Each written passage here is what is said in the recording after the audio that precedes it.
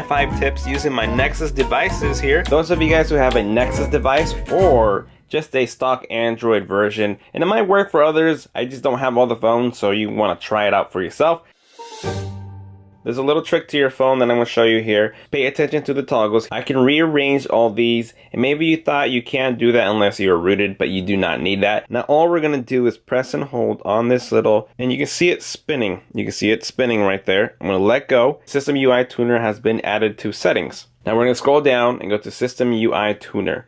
Fun for some, but not for all. And quick settings, you click onto it. Now you can rearrange your stuff here. You can add more tiles, or let's say you don't want to see the invert colors, so you're going to bring it to the trash can and throw it away. It doesn't throw it away completely because you can bring it back, as you can see, invert colors. I want the AirPlay mode to be in the middle, switch it up, and it switches over. You don't really get to add like cameras or special apps. It's not a rooted feature, it's just more like a rearrangement or changing something on here. Now I love to see a little battery percentage, but I can't tell how many battery percentage I have in that little battery. So what you do, instead of having to do another third-party application that does this, you do it straight up within the phone. You can see my battery right there, it's nothing inside of it, but I'm gonna click on this, and now there is a battery percentage of 81%. Instead of having to bring it down and then one more, go to the battery percentage, you'll see your battery percentage all the time inside there. Status bar. You can quickly uncheck and check things on if you don't want to see them in the toggle bar. It might be very useful and more minimal for you, or added features. Tip 2. Going into your settings, you want to go into About Phone and click on your build version 7 times. It goes 1, 2, 3, 4, 5, 6, 7, and it'll bring up your developer mode. But don't worry, you're not really gonna mess up your phone. It's not like a real hack or a root thing, so you can, revert back to it. So we see developer options here. There's a few things in here that I do not know what it means, so I don't even move it, I don't even care about it. But you can see there's USB debugging mode. That's if you want to do some kind of computer hookup to do like tethering, some sort with other applications, or like bug reporting. I'm gonna hold the power button. You can see that's all we get. Select on that, now press the power button, now we get bug report. You can show touches, so if you want to see where your finger is hitting things, there's a little bubble there underneath my finger, you can't really tell. But if you want to see where it touches, so make sure it's registering, you can have that on and off. And this is where I used to come to all the time to change the animation scale, because maybe the way things pop up or move, you see that movement right there that comes up. We can move it into slower speeds. We'll do 5 times and you will see the animations are starting to get really slow. So now push that and you see that? The animations move very smoothly and very slowly. So if you want to make your phone feel faster, you want to set it at like 0.5 or even turn them off completely. It just looks and feels like it sped it. And if you go off, that means you're going to save some battery as well. And everything's just gonna show up. It's not gonna have any animation, just gonna show up. Strict mode, show CPU usage. You click on that, you get your CPUs there showing up. Every time you leave an activity, it'll close it so it's not running in the background. You can see background process limit. If there's apps that you don't really use but you still want to keep installed, you can just touch on that. And inactive means it's not gonna try to run or keep working on the background, it's gonna stop it. So you got ways to turn them off if they're not active but you still want to keep them. And that's also a step if you wanted to root.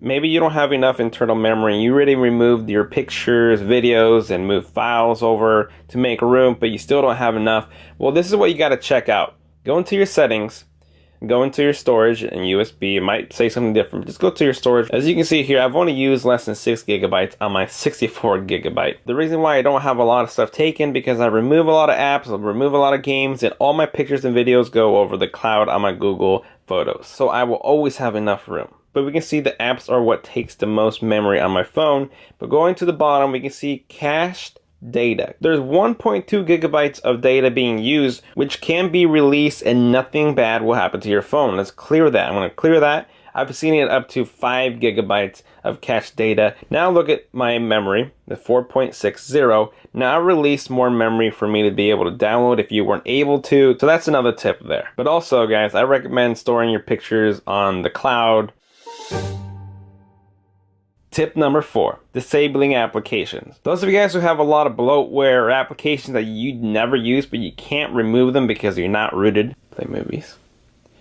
Now, I can't remove Play Movies. Now, maybe your home launcher does not allow you to do it this way, But you can see I'm going to go to app info. Now if you want to go into your apps, you want to go into your settings, go to apps, and find that application again, Google Play Movies. Now I can't uninstall it because I have to have it, but I'm going to force stop it. You don't need to press that at all, but it'll say computing there, which you don't have to wait for, and you press disable. Now it says if you disable this app, other apps may no longer function as intended. Your data will also be deleted, which I'm totally fine because I don't ever use it. So I'm going to disable the app. Now it doesn't uninstall it from your phone. It just goes back to a factory version of uninstalling. It is disabled now. Let's go back into the drawer and you will see that it's no longer there. So I won't be annoyed with applications that are in my drawer, or it just won't be popping up or stuff being updated for it because I don't have it ready for it to try to work. So that's a disabled option. If you needed to bring it back, go back into your applications. If you don't have the option to choose from disabled, enabled, or applications, it's always going to be at the very bottom. And click on that, you see disabled. And those are the disabled applications. And lastly, for tip number 5, we want to go into NFC. My NFC is always checked on. It does not drain any battery, anything extra. There's no problem having it on. So what about NFC? Not only can you make mobile payments, paying in stores with your Android Pay, Samsung Pay, they use the same NFC, which is near field communication. But this is where it comes really handy. Let's say you wanted to do a application without the need of inputting any information. I'm going to open up OfferUp. Now I'm using my Nexus 7 tablet here, but it can be any other Android phone with NFC. Now I'm just going to combine these together in the back, and my NFC chip should be right there. Now you can see it got smaller, and I'm going to touch this and it's going to beam it right over to the tablet here. And there's the application right there without me having to put any information because I had this app open. Your friend might have been watching this app and he wants it. Same as Clash Royale. Put it over, cast it over, and there we have it, Clash Royale. NFC is great for a lot of reasons. You can even buy little tags to make profiles and a lot of things about NFC. NFC has been around for Android for around like 5 years or more probably. A lot of people don't understand them, and I haven't obviously educated a lot of people about it, but I've used it and I love it, and it's pretty much been a mobile standard ever since. So go educate yourself on NFC. Other people have great videos out there for you to check them out. So there you guys have it. Those are my 5 tips using my Nexus devices here. This is 2015 Nexus 6P, Nexus 7. The only devices I have right now. Even though I performed all these on my Nexus device, doesn't mean that you have to have this phone in order for those features to work. But it's definitely worth it for you to go test it out for yourself. And there you guys have it. Thank you for watching. And as always, I will see you guys next time. Later.